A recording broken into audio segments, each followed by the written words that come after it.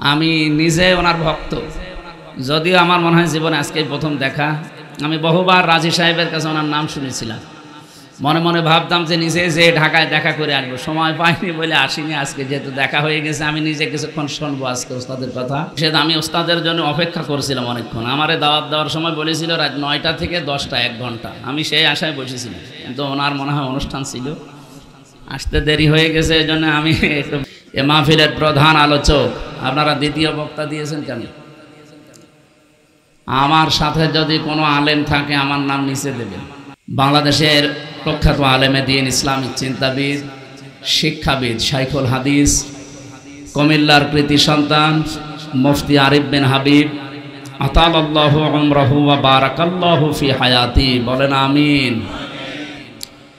মঞ্চে বসা অত্র এলাকার সর্বজন শ্রদ্ধাভাজন ব্যক্তিবর্গ, বিশেষ করে আমন্ত্রিত ওলামা হযরত যারা এসেছেন, হাফেজ মাওলানা মুআজ, জনাব মাওলানা মোহাম্মদ আব্দুল নূর, মাওলানা মোস্তফা কামাল, হাফেজ মাওলানা মাইনুদ্দিন, মাওলানা ইমরান ভুইয়া, মাওলানা আনোয়ার হোসেন রায়পুরি, ওয়ারফা'না লাকা যিকরাক, দুনিয়া এবং আখেরাতে এদের মর্যাদা সম্মান কামনা করছে, আল্লাহ যেন বাড়িয়ে দেন। আর জোরে বলেন। আমরা শুধুমাত্র দুনিয়াতে তাদের সম্মান চাই না, উভয় জগতে চাই। কিন্তু উভয় জগতে সম্মান পেতে হলে কিছু কাজ করা লাগে। আল্লাহ পাক বলেন, ইয়ারফা'ুল্লাযীনা আমানু মিনকুম ওয়াল্লাযীনা উতুল ইলমা দারাজাত। আমি তাফসিরে ফি জিলালিল কোরআনে সাইয়্যিদ কুতুব রহমাতুল্লাহ আলাইহি ওনার ব্যাখ্যায় দেখেছি আয়াতের, উনি ইয়ারফা এই শব্দের ব্যাখ্যা করতে গিয়ে জানিয়েছেন, দুইটা গুণ যদি কেউ অর্জন করে, দিন যত যাবে, যেহেতু আল্লাহ দারাজাতুন না দিয়ে দারাজাত বহু বচন দিয়েছে, এই জন্য বর্তমান, ভবিষ্যৎ, প্রেজেন্ট, ফিউচার দুইটা কাল নিয়ে এই শব্দটা গঠন করা। দুনিয়াতে যারা ঈমান আনবে আর যারা এলেম পাবে, জ্ঞান পাবে, এবং এই জ্ঞান অনুযায়ী যারা কাজ করবে, দিন যত যাবে তাদের সম্মান মর্যাদা আল্লাহ বাড়াতেই থাকবে, শুধু বাড়াবে না, বাড়াতেই থাকবে। এর বাস্তব প্রমাণ শহীদ আল্লামা দেলাওয়ার হোসাইন সাইদি রহমতুল্লাহ আলাইহি, শাহ আহমেদ শফি রহমতুল্লাহ আলাইহি, মুফতি ফজলুল হক আমিনী রহমতুল্লাহ আলাইহি। আপনি এই মানুষগুলোর দিকে তাকান, দিন যত গেছে, ঈমান আর এলেম আর আমলের কারণে তাদের সম্মান মর্যাদা দুনিয়ার মানুষের কাছে কমে গেছে না বেড়ে গেছে? বিদায় নিয়েছে, তারপরও সম্মান শেষ হয়েছে। সুতরাং আমরা যাদের নাম নিলাম, এই আলেমদেরও সম্মান শুধু দুনিয়া না, উভয় জগতে আল্লাহ যেন দান করেন। সামনে বসা মুসলমান ভাইরা, পর্দার আড়ালের সম্মানিতা মা এবং বোনেরা, প্রশাসনের ভাইরা, প্রাণপ্রিয় নারায়ণগঞ্জবাসী, আল্লাহর দরবারে শুকরিয়া জানাচ্ছি। এটা জগদ্দল পাথর ছিল বুকের উপরে, এখনো আছে। এখনো আছে মানে আগে কথা বলতে দিত না, আর এখন কথা বললে শোনেন। জিনিস একই, আগে কথা তো বলতেই দিত না, আর এখন এত বলা বলি, এরপরও শোনে না। দেশীয় এবং আন্তর্জাতিক যে চক্রান্তগুলো চলছে, বিশেষ করে এই কয়েকদিনে আমি নারী কমিশনের রিপোর্ট 318 পৃষ্ঠা পুরাটা পড়েছি, একেবারে পুরাটা। আমার এই ছোট্ট মাথার ভেতরে দেখলাম 10টা কোরআনের আয়াত তারা ডাইরেক্ট অস্বীকার করেছে। ওস্তাদরা যারা আছে জিজ্ঞাসা করেন, কোরআনের 10টা না, একটা জের জবর পেশ অস্বীকার করলে তার ঈমান থাকবে?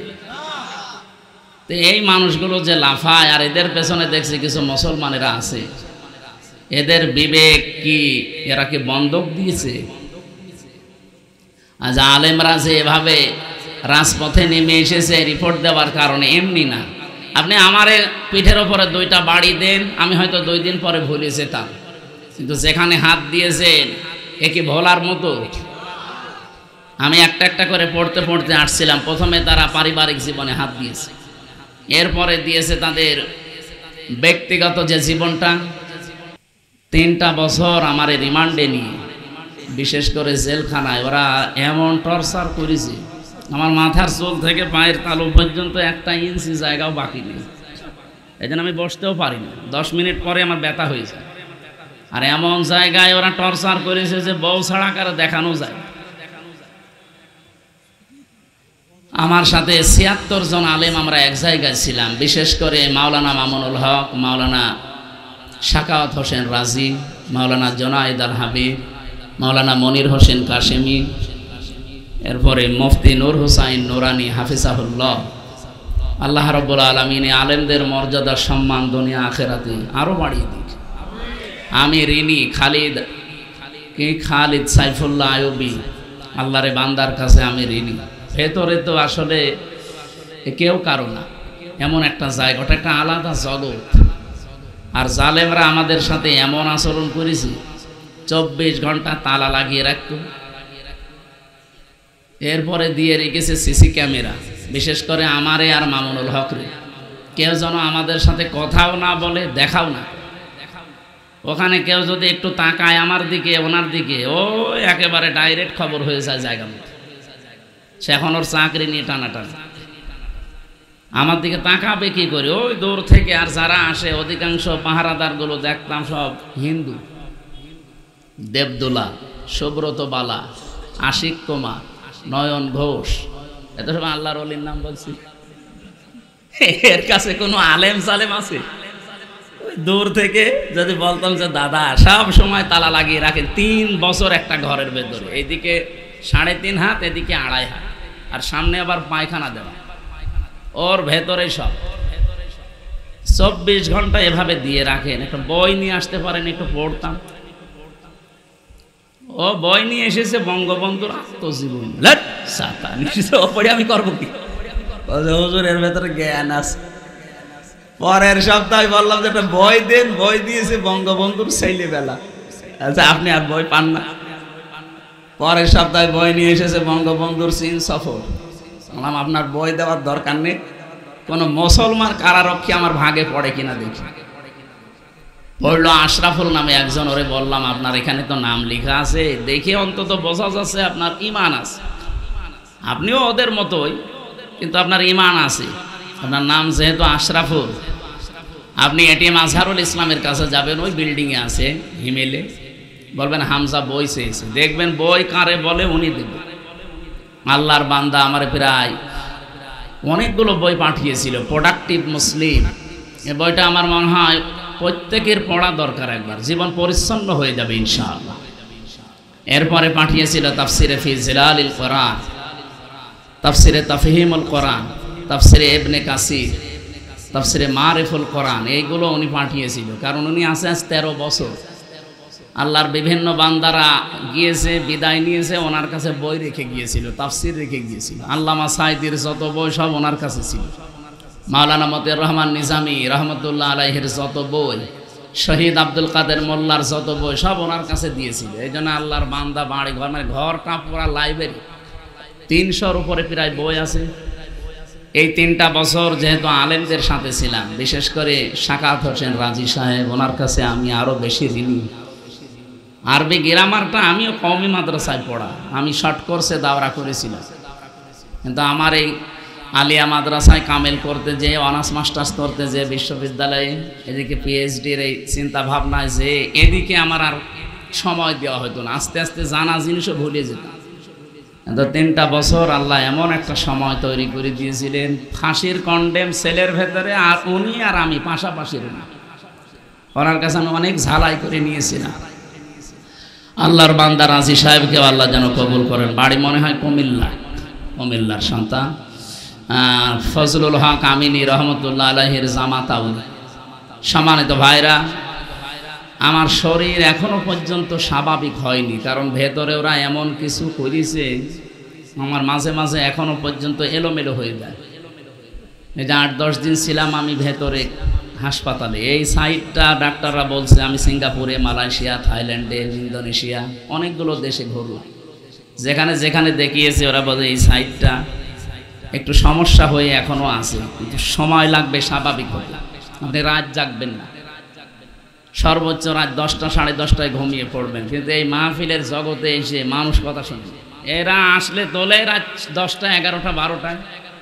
কালকে সাড়ে 11:30 12টার সময় আমি নেমেছি। একটা কথা হইল, আপনারা এত বলি যে 9টায় তুলে দেবেন, আমি 1 ঘন্টা 10-15 মিনিট কথা বলি, আমারে নামিয়ে দেবেন, আমি যেন 10টা সাড়ে 10টায় ঘুমিয়ে পড়তে পারি। যে গরু দিয়ে চাষ করে খাবেন, ও গরুই যদি মরে যায়, আমি তত কিছুদিন বেঁচে থাকি নাকি আমারে মেরে ফেলবেন? আমার রিমান্ডে প্রথম নিয়ে যে টর্চার করেছে আমার জীবনে ভোলার মতো না। এইরকম একটা চেয়ারে বসিয়ে এই হাতের সাথে ক্লিপ লাগিয়ে দিয়েছে। আমার আগে একজনকে নিয়ে গেল, ওরে দিয়ে আমারে দেখাচ্ছিল যে এইভাবে করে কিন্তু আমরা নখ তুলি, যেন এখানে একটা চাপ দিয়েছিল। আর 4.5 বছর চলছে, এখনো মিলিয়ে যায়নি। আমার আগে যারে নিয়ে গেল, ভালো মানুষ নিয়ে গেল, আসার সময় দেখছে ও মা গো বাবা গো ওরে চিৎকার করছে। এই জায়গায় এরকম চেয়ারের সাথে ক্লিপ লাগায়, হাতের সাথে, গলার সাথে একটা বেড লাগিয়ে দেয়, মাথায় একটা টুপি পরিয়ে দেয় কালো, পেছনে তো হাত বাঁধা, ডান্ডা বেড়ি দেওয়া, মাজায় দড়ি টাঙিয়ে রাখে, একটা মেশিন আছে, এসে শুধু হাতের কাছে পায়ের কাছে ধরে, একেবারে মাপ দেওয়া, শুধু একটা টিপ দেবে, একবারে নখগুলো সব খুলে চলে যাবে। আরে নখ খুলে আসলেও যদি ছেড়িয়ে দেয় তাও তো বাঁচা যায়, লবণ ছিটিয়ে দেয়। মুফতি ফখরুল ইসলাম ভাই আমার সাথে ছিল, মাঝে মাঝে আমারে বলতো, হামজা এই যে মানুষ শুয়ে থাকে, এটা যে কত বড় নিয়ামত আমি টের পেয়েছি। ওরা আমারে মাটির নিচে নিয়ে প্রথম দিকে এই পায়ের ভেতরে হাত দিয়ে, লোহার ব্যারিকেড আছে সামনে, এর সাথে শিকল লাগিয়ে দেয়। 24 ঘন্টা একটা মানুষ এভাবে বসে থাকতে পারে? শুধু নাম শুনেছিলাম আমেরিকার ওই কারাগারে, কিন্তু বাস্তবে আমরা কিছু কিছু, আমার বিশেষ করে আমি এই আয়না ঘরে যখন ছিলাম প্রথম 10 দিন, আমি নিজে টের পেয়েছি যে মানুষের উপরে মানুষ এরকম অত্যাচারও করতে পারে। আর আমার এই কথাগুলো চিন্তা হয়, দেখি, আর মাঝে মাঝে মনে হয় যে এখনো যারা জালেমের পক্ষে সাফাই গায়, ওরা কি মানুষ? বলে কি করেছে আপা, আছে ওনার পালিয়ে চলে যাওয়া লাগবে। কি করেছে আপনার সাথে তো করেনি। আপনার বাবারা যদি এভাবে 8 বছর ব্যারিস্টার আরমানের মতো আয়না ঘরে রেখে দিত, তখন আপনি বুঝতেন যে কি করেছে। আপনি চিন্তা করতে পারেন, একটা মানুষ 8 বছর 10 বছর একটা ঘরের ভেতরে শিকল পায়ে বাঁধা বসে আছে, ও জানে না যে ওর নাম কি, ও ভুলে গেছে, কারণ 10 বছর ওকে কেউ ডাকে না। আমার পাশের ছেলে যে ছিল, মনে হয় 7 বছর ছিল, ওর জিজ্ঞাসা করেছে তোমার নাম কি, আমার দিকে আনমনা হয়ে তাকাচ্ছে, মানে ওর নামও ভুলে গেছে, কারণ ওরা কেউ ডাকে না, ওর কাছে যায় না, ওর নামই জানে না। এ কোন বছর চলছে ও জানা নেই, এটা কোন মাস চলছে ও জানে না, এখন যে কিসের নামাজ পড়বে ও তাও জানে না, কারণ নামাজের সময় আমি নিজেও জানি না। আমি নিজে নামাজ পড়েছি আন্দাজে, 4 ওয়াক্ত নামাজে আমি পড়াটা টাঙানো ছিলাম একেবারে মাজায় দড়ি দিয়ে শূন্যের উপরে। আমি জানি না যে এখন কি নামাজ চলছে না কি চলছে। এমন এক ভয়ঙ্কর মাটির নিচে ঘর, দুনিয়ার কোনো আওয়াজ নেই। এই জন্য শরীরও যেহেতু ভালো না, রাত জাগা নিষেধ। আমি ওস্তাদের জন্য অপেক্ষা করছিলাম অনেকক্ষণ। আমারে দাওয়াত দেওয়ার সময় বলেছিল রাত 9টা থেকে 10টা 1 ঘন্টা। আমি সেই আশায় বসেছিলাম, কিন্তু ওনার মনে হয় অনুষ্ঠান ছিল, আসতে দেরি হয়ে গেছে। এই জন্য আমি একটু বেয়াদবি হয়ে গেল। আমি কুষ্টিয়ায় যে ফজর পড়বো, আমার কালকে অনুষ্ঠান আছে, প্রোগ্রাম আছে, এই কারণে আমরা 45 মিনিট মতো একটু কথা বলি আয়াতটা নিয়ে। এরপরে ওস্তাদ আপনাদের সামনে তাফসীর আকারে হাদিস দিয়ে, কোরআন দিয়ে কথা বলবে ইনশাআল্লাহ। আমরা যেহেতু কোরআনে কারিমের কথা শোনার জন্য এসেছি, আর মান ক্বালা বিহি সাদাকা, যারা কোরআন দিয়ে কথা বলে এরা সত্য কথা বলে, এই কথাটা পুরা ঠিক না। যারা বললেন ঠিক, আপনাদের দ্বারা ঠিক হয়নি। আলেমরা যদি বলতো ঠিক, এটা আমি মেনে নিতাম। আমার তাহেরি ভাই কোরআন দিয়েই তো বলে, কিন্তু কোরআনের আয়াত পড়ার পরে এমন জায়গায় চলে যায়, ও জানে আর ফেরেশতা জানে। আমি ব্রাহ্মণবাড়িয়ায় ছিলাম, মানে আমার 2 গ্রাম পরে মাহফিল করেছিলাম। দেখ আয়াত পড়লো, দেখলাম কুল হু আল্লাহু আহাদ, হে নবী আপনি বলেন আল্লাহ এক, এ পর্যন্ত ঠিক আছে। এরপরে যে কোথায় গেল আল্লাহর বান্দা। তো এই নবী কোন নবী? এ ফাতেমার বাবা। ফাতেমাকে হোসাইনের মা, হোসাইনকে কারবালায় শহীদ হয়েছিল। এবার আপনাদেরকে আমি 2 ঘন্টা কারবালার কাহিনী শোনাবো। আয়াত পড়েছে কি? কুল হু আল্লাহু আহাদ, আল্লাহর একাত্মবাদের। আর তাফসীর হচ্ছে কি?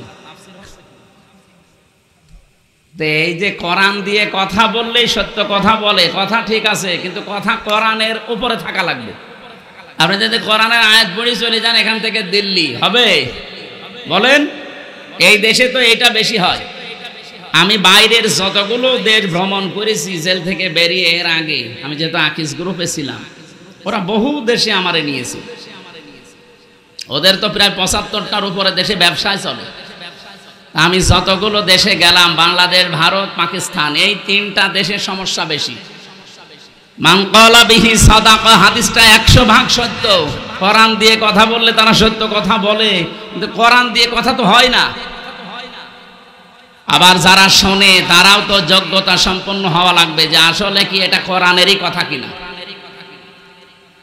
এই জন্য আমরা যেহেতু কোরআন দিয়ে কথা বলতে চাই, যারা আলেম আছে অন্তত তারা যেহেতু বুঝতেছেন, আপনারা অন্তত সায় দেবেন। আমি যদি সঠিক আয়াতে কথাগুলো তুলে ধরতে পারি, আপনি মেনে নেওয়ার মতো মন তৈরি করবেন ইনশাআল্লাহ।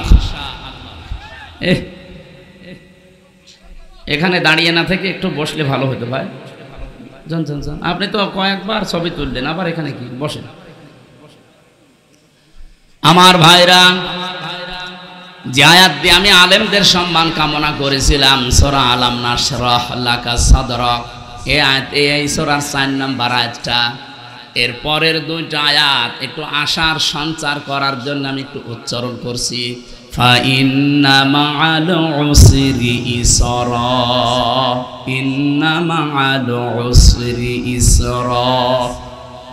একটু খেয়াল করে শোনেন, কোরআনের কথা যত গভীরভাবে শুনবেন আপনি তত মজা পাবেন। আমি আয়াতটা পড়ার পরে চিন্তা করেছিলাম যে উসরুন, এখানে উসরুনের আগে আল্লাহ আলিফ লাম দিয়েছেন, কিন্তু ইসরার আগে আলিফ লাম দেয়নি। এটা প্রথমটা মারেফা করে দিলেন, পরেরটা নাকেরা। এর আগে যেহেতু মা শব্দটা আছে, এর আগে ইন্না আছে। আল্লাহ গ্যারান্টি দিচ্ছেন অবশ্যই কষ্টের সাথে, কষ্টের সঙ্গে সুখ।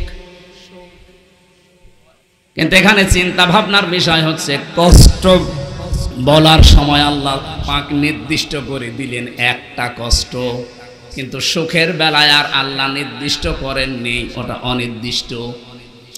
তাফসীরে ফি জিলালিল কোরআনে আয়াতের ব্যাখ্যায় টিকায় লেখা আছে, সাইয়্যিদ কুতুব রহমাতুল্লাহ আলাইহি তিনি জানাতে চেয়েছেন, পৃথিবীর মানুষেরা, দুনিয়ায় কোনো মানুষ যদি একটা কষ্ট সহ্য করে 3টা কারণে, কয়টা? এদিকে তাকান। 3টা কারণে যদি কেউ একটা কষ্ট দুনিয়ায় সহ্য করে, কমপক্ষে তার সাথে সঙ্গে 70টা সুখ, শান্তি, কল্যাণ আমার আল্লাহ রেডি করে রেখেছেন। কিছু বুঝেছেন না? বোঝেন? আপনি শুনছেন না? এদিকে তাকান। আপনি যদি কষ্ট সহ্য করেন দুনিয়াতে একটা, কিন্তু কারণ কয়টা? 3টা। যে কোনো কারণেই কষ্ট পেলে হবে না। কত মানুষ তো প্রেমে ছাঁকা খেয়েও কষ্ট পায়, নাকি এ জেলায় এসব নেই? কত মানুষ দেবদাস হয়ে যায়। কত মানুষ এই যে পরকীয়া প্রেম করে যখন আর পারে না তখন কষ্ট পায় না। এলাকায় পরকীয়া প্রেম আছে? যারা করেছেন এখনো আছেন, এই মুহূর্তে মোবাইল নাম্বার ডিলিট করুন। যারা করতে পারবেন হাত তোলেন তো দেখি।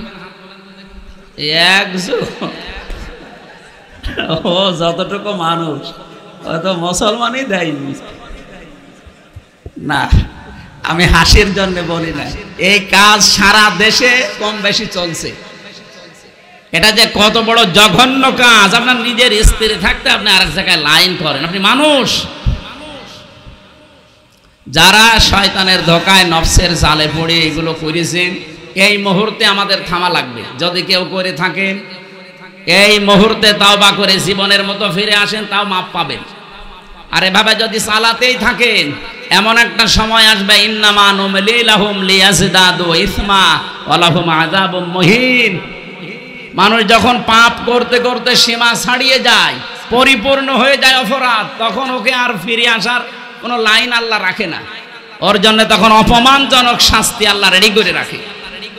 আমি সহ এখানে যারা আছি, কেউ যদি এই গোনায় থেকে থাকি, এই মুহূর্তে আল্লাহর দিকে তাকিয়ে তওবা করছি, পারবেন না ইনশাআল্লাহ?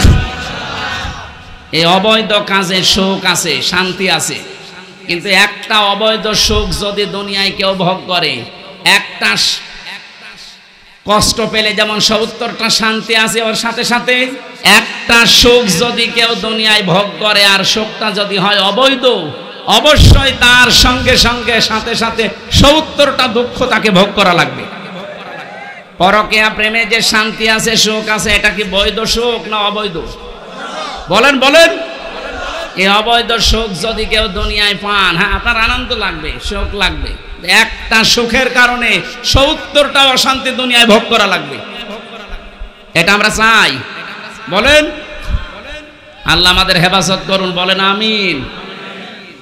আমি বলছিলাম, কোন মানুষ যদি ৩টা কারণে কষ্ট পায়, একটা, আপনার কষ্ট যদি হয় দুনিয়াতে আল্লাহর জন্যে, আপনার কষ্ট যদি হয় দুনিয়ায় রাসূলুল্লাহর জন্যে, ৩ নম্বরে আপনার কষ্ট যদি হয় মানবতার জন্যে। এই 3টা কারণে যদি দুনিয়ায় কেউ কষ্ট পায়, মাস্ট বি, অবশ্যই, এজন্য আল্লাহ ইন্না দিয়েছেন, তার সাথে সাথে সঙ্গে সঙ্গে ৭০টা করে শান্তি আল্লাহ রেখে দিয়েছেন। এই জন্য এই পৃথিবীতে বসবাস অবস্থায় আমরা যারা এই 3 কারণে কষ্ট পেয়েছি, এখনো পাচ্ছি, কোনো আফসোস নেই, কোনো চিন্তা করবেন না। মাস্ট বি, এই পৃথিবীতে বিজয় আমাদের হবেই, শান্তি আসবেই, কল্যাণ আমরা পাবোই, পাবো না শেষে হর্ষাই আছে। এই যে শেষে হর্ষাই আছে, এটা কোথায় আছে? সূরা বাকারা 139 নম্বর আয়াত, সূরা আলে ইমরান 139 নম্বর আয়াত দিয়ে আছে, ওয়ালা তাহিনু ওয়ালা তাহজানু ওয়া আনতুমুল আ'লাউনা। শব্দটা আরবি গ্রামার দিয়ে আপনি মিলান, এই আয়াতটা মিলিয়ে দেখেছি আমি যে মিলছে না। ওয়ালা তাহিনু ওয়ালা তাহজানু, ভয় পাবে না, চিন্তা করবে না। ওয়া আনতুমুল আ'লাউনা, আ'লাউনার আগে আলিফ লাম দেওয়া আছে, অথচ আনতুম আ'লাউনা হওয়ার কথা। বালাগাত মানতিক অনুযায়ী, বিশেষ করে আরবি গ্রামার দিয়ে যদি আপনি আয়াতটা মিলিয়ে পড়তে চান, তাহলে আয়াত মিলছে না। সব সময় আমরা গ্রামারের নিয়ম জানি, মুবতাদা যদি মারিফা হয় খবর হবে না কেরা, অথচ এখানে আল্লাহ আলিফ লাম দিয়ে খবরকেও মারিফা বানিয়ে দিয়েছেন। আমি ঠিকাই পড়েছিলাম, খবর যদি কোনো সময় নাকেরা হয়, মারিফা হয়ে যায়, তাহলে ইফিদুল হাসরা, হাসরের ফায়দা দেয়, বাংলা অর্থ দাঁড়ায় হবেই। ওয়াংতুমুল আ'লাউনা, তোমরা বিজয়ী হবেই, হবে না হবেই। একটা শর্ত আল্লাহ শেষে লাগিয়েছেন, ইন কুনতুম মুমিনিন, যদি মুমিন হতে পারো। তাহলে আমাদের কোনো চিন্তা নেই, কোনো ভয় নেই, আমরা মনক্ষুণ্ণ না, হীনমন্যতায় ভুগি না। কারণ এই পৃথিবীতে আমরা বেঁচে থাকলেও লাভ, মরে গেলেও আমাদের লাভ, কোনো চিন্তা নেই। জন্য আমাদের ঈমান যাদের আছে তারা হতাশ হয় না কোনো দিন, যত কঠিন পরিস্থিতি আসুক, কারণ তারা বিশ্বাস করে এই 3টা কারণে যদি আমি কষ্ট পেয়ে থাকি, মাস্ট বি, আল্লাহ পাক যেহেতু ইন্না লাগিয়েছেন, উনি খেলা করার জন্য দেননি, অবশ্যই কোনো কারণ আছে। এই 3টা কারণে আমরা যারা কষ্ট দুনিয়ায় পেয়েছি, এখনো পাচ্ছি, আপনি বিশ্বাস করতে পারেন ৭০টা শান্তি, সুখ, কল্যাণ আমাদের সাথে আল্লাহ লাগিয়ে রেখেছেন। আল্লাহ এই আয়াতের বাস্তব কিছু আমাদের যেন দান করেন, বলেন আমিন। যাদের কষ্ট আজ আল্লাহর জন্যে, রাসূলুল্লাহর জন্যে, মানবতার জন্যে, আল্লাহ তাদেরকে যেন দান করেন। 6 মাস থেকে 10 মাস 10 দিন ছাড়া কোনো মানুষ সন্তান দুনিয়া আসতে পারে না। এখান থেকে একটা মাসলা বের হয়, কোনো মানুষ যদি 6 মাসের আগে দুনিয়ায় আসে, ওটা বৈধ সন্তান না, ওটা অবৈধ। আপনি বিজ্ঞানের যে তথ্যগুলো এখন আছে কোরআন থেকে নেওয়া, আপনি মিলান, সুম্মা খালাকনান নুতফাতা আলাকাতান ফাখালাকনাল আলাকাতা মুদগাতান, এই আয়াতের ব্যাখ্যা করেন, কমপক্ষে 6 মাস একটা মানুষ তৈরি হতে লাগবেই। তার মানে বিয়ের পর থেকে 6 মাসের আগে যদি কেউ আসে সে কি বৈধ না জারজ? বলেন বলেন। এই পৃথিবীতে সবচাইতে বেশি জারজ সন্তান তৈরি হয় ফ্রান্সে, কারণ তারা বিয়ের আগেই বেশি সন্তান হয়। সূরা কলমের 13 নম্বর আয়াতের ব্যাখ্যায় পড়েছিলাম, উতুল্লিম বাদা যালিকা জানিম। হে নবী, যারা আমার কোরআনের বিরুদ্ধে ডাইরেক্ট ইনডাইরেক্ট আছে, আপনি দেখবেন এগুলোর জন্ম ঠিক নেই, এগুলো যার সন্তান বদ মেজাজি। এখানে প্রায় 13টা কারণ আমরা পেয়েছিলাম যে যার সন্তান যারা, তারা 13টা কাজ করে বেশি। 1 নম্বরে তাদের মেজাজ হয় হট, সব সময় মেজাজ খারাপ। এরকম মানুষ দেশে নেই? আপনি কি যার সন্তান যে আপনার কিছু হলেই মেজাজ খারাপ হয়ে যায়? আমি নিচে নামলাম না, নিজের জন্ম খারাপ করবেন না, শান্ত শিষ্ট হওয়া লাগবে। পৃথিবীর যত নবীকে আল্লাহ পাঠিয়েছিলেন আপনি দেখেন, অধিকাংশ নবীর মেজাজ ছিল ঠান্ডা। একজন নবীর মেজাজ গরম ছিল অন্য কোনো কারণে না, আল্লাহর বিধানের কারণে। মুসা আলাইহিস সালাম আমাদের মতো এই যে মুরগিতে ধান খেয়েছে এই নিয়েই মেজাজ গরম হয়ে মারামারি করে মাথা ফাটাবেন না, উনি এই জন্যে রাগেননি। উনি রাগতেন যদি আল্লাহর বিরুদ্ধে এবং মানবতার বিরুদ্ধে কোনো কাজ দেখতেন। ওই যে ফেরাউনের বাবুরচিকে যে এক চড়ে মেরে ফেলেছিলেন, ওটা কি ওনার নিজের ব্যক্তিগত রাগে? আল্লাহর বিরুদ্ধে, মানবতার বিরুদ্ধে কাজ করছিলেন। এমন থাপ্পড় দিয়েছে সংশোধনের জন্য, ও বেটা মরিয়েই গেছে। তা আমার ওইদিকে উদ্দেশ্য না, আমি অতগুলো পয়েন্ট বলতে গেলে সময় চলে যাচ্ছে।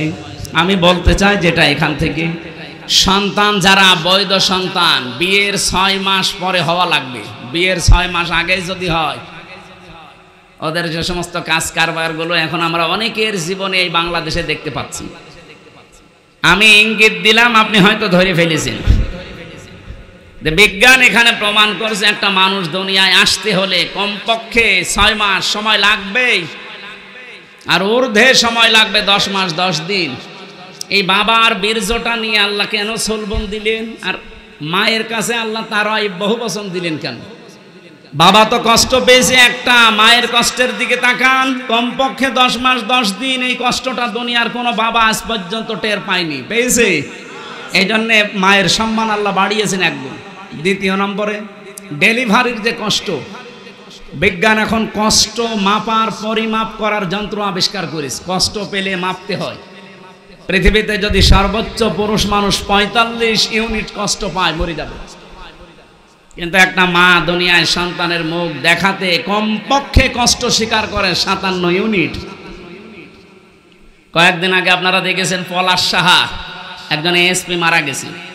তার স্ত্রী আর মায়ের ভেতরে এই দুইজনের মন সে মানাতে পারেনি, শেষ পর্যন্ত মরেই গেল নিজের অস্ত্র নিজে দিয়ে। আমি এখান থেকে একটা জিনিস মা বোনদেরকে বলতে চাই, শাশুড়ি যারা আছেন আপনি একটু ছাড় দিতে পারেন না আপনার বৌমাকে আপনার ছেলের শান্তির জন্য? আর বৌমা যারা আছেন আপনার মন এত ন্যারো মাইন্ডের কেন? আপনি ব্রড মাইন্ডের মন তৈরি করতে পারেন না? আপনার স্বামীর জন্য আপনার শ্বশুর শাশুড়িকে নিজের মা বাবার মতো মনে করে একটু ছাড় দেন না কেন?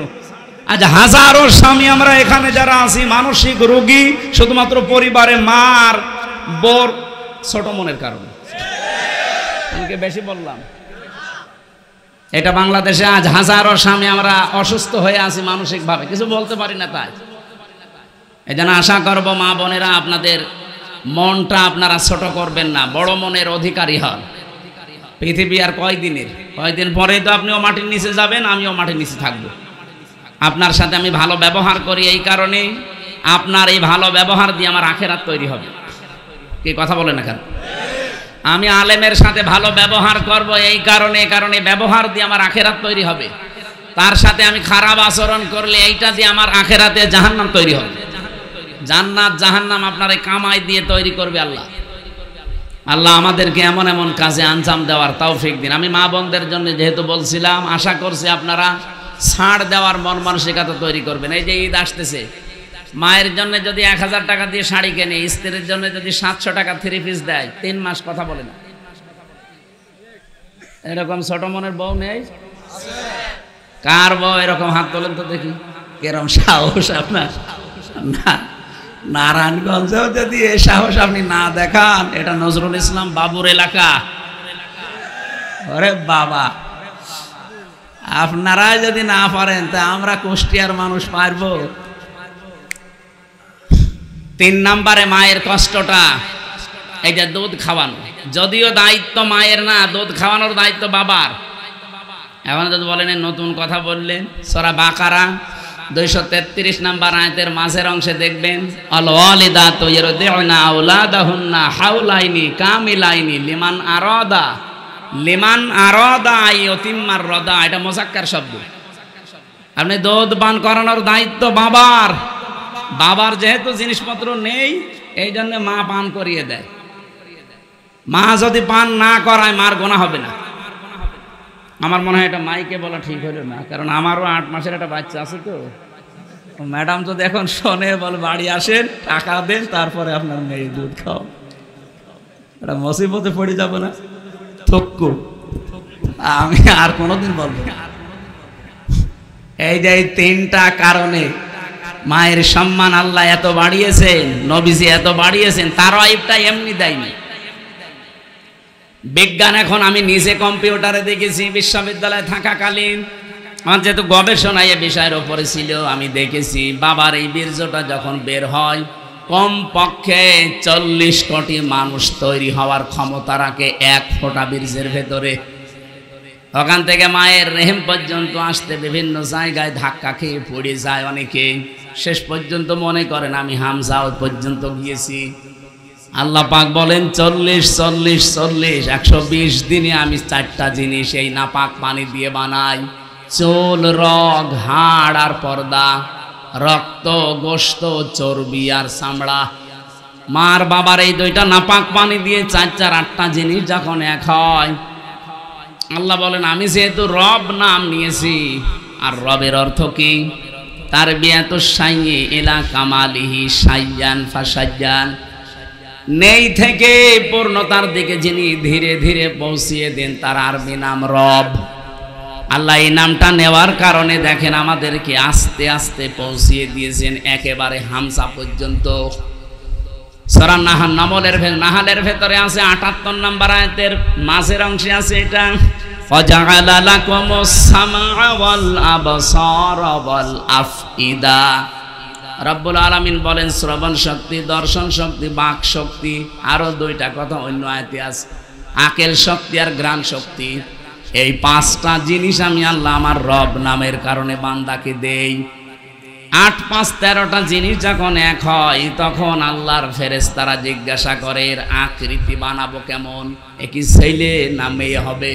ওয়াল্লাযী ইউসাউবিরুকুম ফিল আরহামি কাইফা ইয়াশা, তিনি সে আল্লাহ যিনি মায়ের রেহেমের ভেতরে তোমাদের আকৃতি তৈরি করেন। এটা বানাই কে? আকারটা বানিয়েছে আল্লাহ, বডি বানিয়েছে ফেরেশতারা। 8 5 13টা জিনিস এক হওয়ার পরে আল্লাহু আখরাজাকুম মিন বুতুনি উম্মাহাতিকুম লা তা'লামুনা শাইয়া, আস্তে করে তিনি দুনিয়ায় আমাদেরকে বের করে নিয়ে আসেন এমন সময়, যে সময় আমরা কিছুই জানতাম না। ধীরে ধীরে এভাবে আমার আল্লাহ বিভিন্ন জিনিস পেটের ভেতরে যে খাবারের ব্যবস্থা করেছেন নাভির ভেতর দিয়ে, দুনিয়ায় আসার পরে দাঁত দিয়েছেন শক্ত খাবার খাওয়ার জন্যে। এরপরে এখন আমি এই 33 বছরের আমির হামজা। বলেন তো আমার ভেতরে আমার কি নিজের আছে? আমার মা বাবার যা আছে শুধু বিছানায় থাকার দায়িত্ব, বাকি যা করলো পোড়াটাকে। আপনি কোন কারণে মুসলমানের এই 92% দেশে বলতে গেলেন যে দেহ আমার, সিদ্ধান্ত আমার? বিশেষ করে আজ 3 দিন যা আরম্ভ হয়েছে, ওরা বলছে চেয়েছিলাম হিস্সা, হয়ে গেছি বেশ্যা। আপনারা তো আসলে বেশ্যা। আপনাকে মেয়ে মানুষ বলবে কে? আমি তো দেখলাম চেহারার দিকে তাকিয়ে, এখন যদিও জায়েজ না তারপরও দেখা লাগছে। সামনের দিকে তাকিয়ে দেখি 2 জন শুধু বাংলাদেশের, বাকিগুলো সব কলকাতার। আমার এই ছোট্ট বয়সে আমি বেশিরভাগ কাটিয়েছি কলকাতা আর আসামে, কারণ এই দেশে আল্লাহর ওলিরা আমারে ঢুকতে দিত। এই জন্য আমার ওই 2 প্রদেশ সম্পর্কে খুব ভালো জানা আছে যে ওখানে কে কি করে। আপনি দেখেন মিছিলের সামনে শুধু 2টা বাংলাদেশের মেয়ে, বাকি সবগুলো কলকাতা থেকে ধার করে নিয়ে আসা। এরা ওদের ওইটা চাপিয়ে দেওয়ার জন্য একটা সূক্ষ্ম ষড়যন্ত্র চালাচ্ছে। নিজেদের যেমন সব উলট পালট, আমাদের মেয়েদেরকে ওরা এরকম কিছু করতে চায়। সম্মানিতা মা বোন যারা এদেশে আছেন, ওরা যেভাবে লেগেছে, আমার মনে হয় মুসলিম মহিলা যারা, তারা ওদের বিরুদ্ধে অবস্থান নেওয়া দরকার। যে আমার দেহ আমার সিদ্ধান্ত, মানে দেহ আমার না, সিদ্ধান্ত আমার না। আলাহুল খালকু ওয়াল আমর, দেহ আল্লাহর, সিদ্ধান্ত কার? আমি বিস্তারিত আর তথ্যের দিকে যেতে পারছি না। আমি আয়াত পড়েছিলাম, একটা ওদিকে যাচ্ছে সময়, আমার মনে হয় 1 ঘন্টা হয়ে গেছে। ওস্তাদ আবার বসে আছে, তো আমার তো আর সময় নেওয়া ঠিক হবে না। ওনার কাছে আপনারা এখন কথা শোনেন না। আমি আগামীতে আবার যদি আশপাশে কোনো জায়গায় আসি, 2টা দাওয়াত নিয়েছি, একটা 2500 আর একটা সোনারগাঁও, ওখানে কথা বলবো ইনশাল্লাহ। আমি নিজে ওনার ভক্ত, যদিও আমার মনে হয় জীবনে আজকেই প্রথম দেখা। আমি বহুবার রাজি সাহেবের কাছে ওনার নাম শুনেছিলাম, মনে মনে ভাবতাম যে নিজে যে ঢাকায় দেখা করে আসবো, সময় পাইনি বলে আসিনি। আজকে যেহেতু দেখা হয়ে গেছে, আমি নিজে কিছুক্ষণ শুনবো আজকে ওস্তাদের কথা। আমার কথা আপনারা আমি ইন্টারনেটে হাজার হাজার দেওয়া শুনতে পারবেন। আমি যে আয়াত পড়েছিলাম সূরা মায়েদার 27 নম্বর আয়াত, ইনশাল্লাহ ব্যাখ্যা করবো। কোরবানি সংক্রান্ত, আর উস্তাদ পারলে করবে ইনশাল্লাহ। আসসালামু আলাইকুম।